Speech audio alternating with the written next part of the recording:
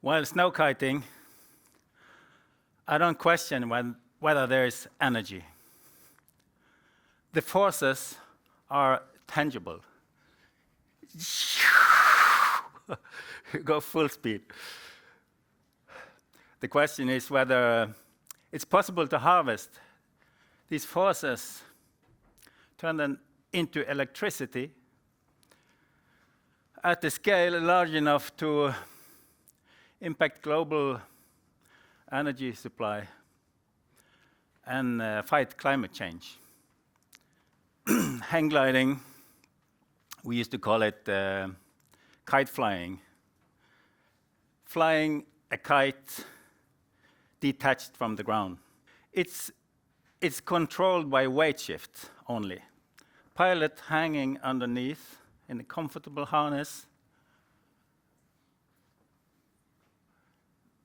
If you pull your body weight forward,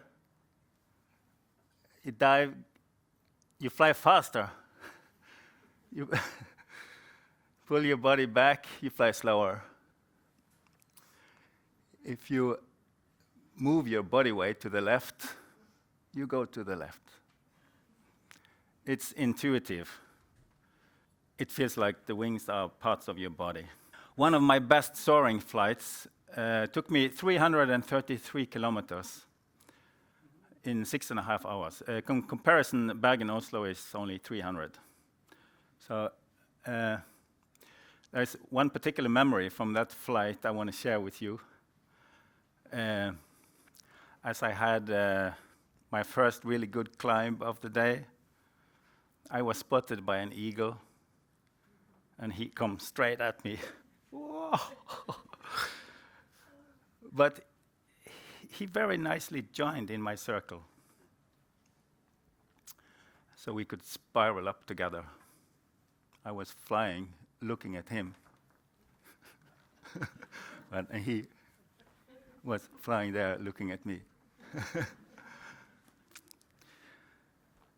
As we spiraled up together until he tightened up his turn to show me the best and strongest core of the thermal, so we could spiral up even faster towards the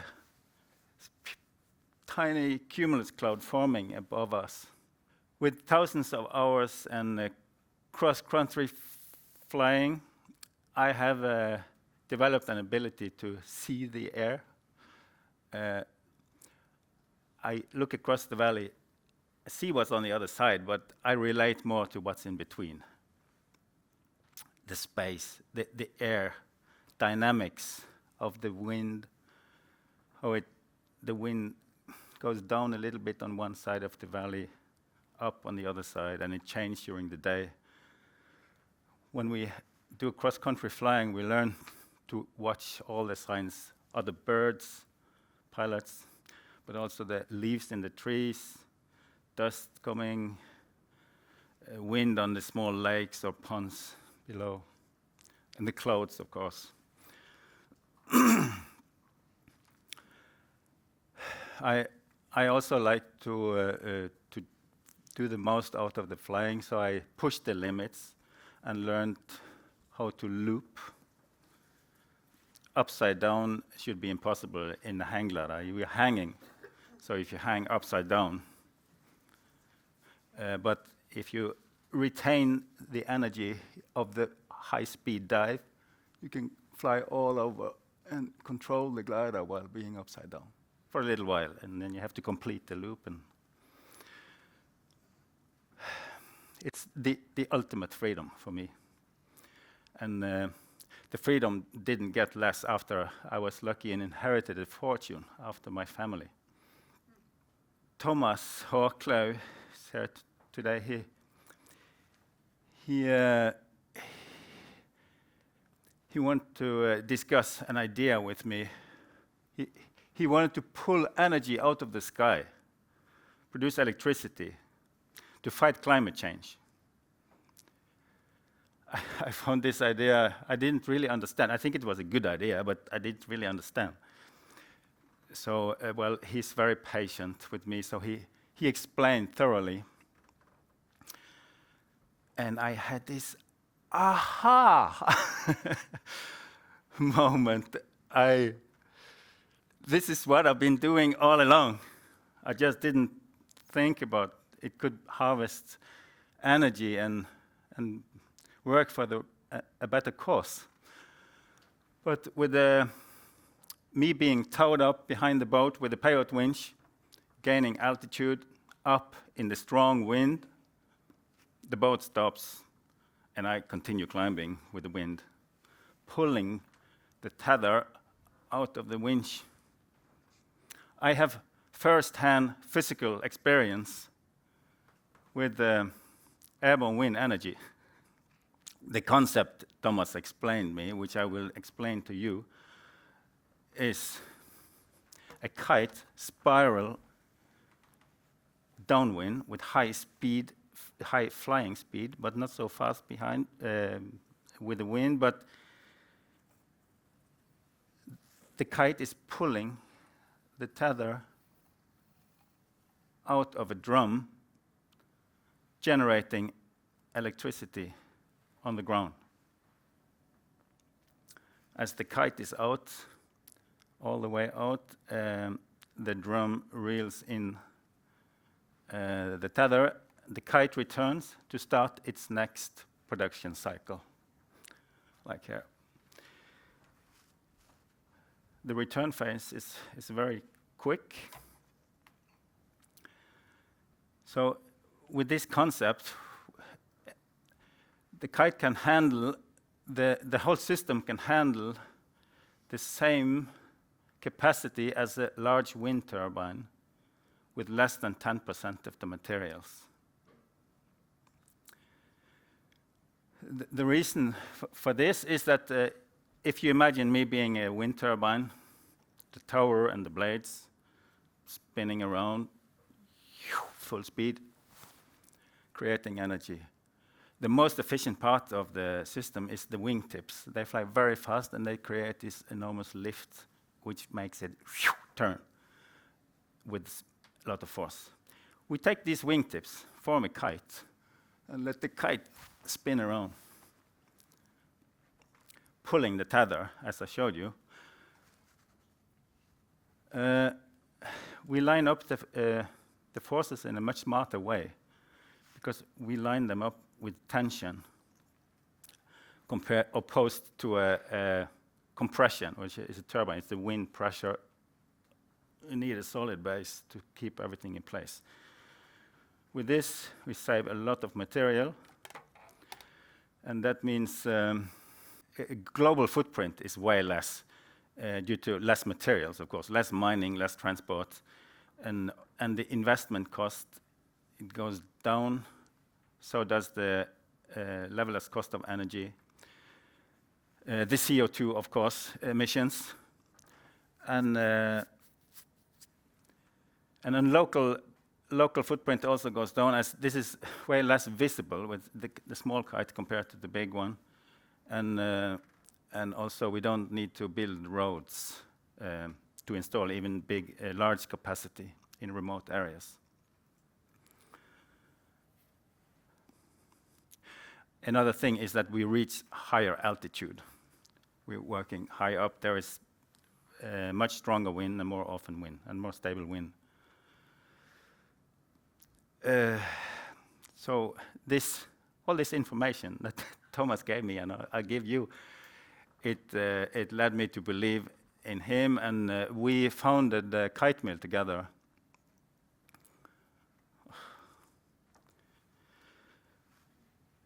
We experimented with sports kites, but we designed and built this one, a 50 square meter. We connected it to a fishing trawl winch, ready to produce electricity, and we pulled electricity. This had a pulling force of 5 tons. And we proved the concept. After that, DNV, the Norske Veritas, issued the statement of feasibility, concluding this concept is completely feasible. No showstoppers. It can all be built with known knowledge. It only have to be assembled in a completely new way for a new application, which of course will be challenges, but nothing that not can be handled. And yeah, another thing, important thing I want to mention, the pulling force we're after, which is pulling and creating the electricity, it comes from the wing shape of any flying thing. The kite has the wing shape, and hang gliders do, and birds do. Even sailboat can sail against the wind and faster than the wind, but that's due to the aerodynamic lift. And the lift, if you increase the speed, the airspeed, with twice, the lift increase 4 times. So that means it's very important to have speed. And that's why we left this concept with the soft kites. We went to a rigid kite. You see this one, it can fly almost 300 kilometers an hour. And that creates enormous amount of lift. That pull. Of course, it returns very quickly to start its next production cycle also. So it's basically in production almost all the time with this concept. And of course, this lasts for 25 years compared to the soft kites with far less. I want to show you a little bit of this because it's to make you believe that this is really happening. This is the Lista Airborne Wind Energy Center. We have the test rig to qualify the structure of the hardware, and this can actually fly indoor. We qualify all the components in this gimbal. And this is a data log from a flight. One of the tests, we test every 2 weeks. We're actually flying today, Thomas said. And this is the GPS log. Production cycle, return, production cycle, return. You see it's stable, it works. This is the same flight, I can tell you here, but I think I go short. This is the net positive energy production, electrical energy. Yeah, I'd like to show you a video also to show that this is working. The kite takes off by itself as a drone with the propellers. And as it enters the good wind, it starts the production cycles, pulling the tether from the ground station down there. And then it lands also by itself. It's not only Kite Mill have this great idea. It's many companies around the world and universities and trying to work this out. So we gathered forces. Airborne Wind Energy, Airborne Wind Europe is the sector, the association for the industry. And we have a lot of common tasks, like certification of systems, regulation of airspace. We also agreed upon a roadmap for the industry so that we can speak the same language, so to speak, approaching international institutions like UN, EU Commission, the Norwegian Oil and Energy Department for the IRENA. NRL delivered this report to the US Congress, and IEA Wind, International Energy Agency, have their own work task on it. And they also state that 50% of the emissions reductions in 2050 is likely to happen and depend on technologies not yet in the market, so prototype and demo stage. I want you to look up in the sky, although it's a ceiling above you. But if you look up, imagine you see the sky. Imagine all the energy that's passing by up there.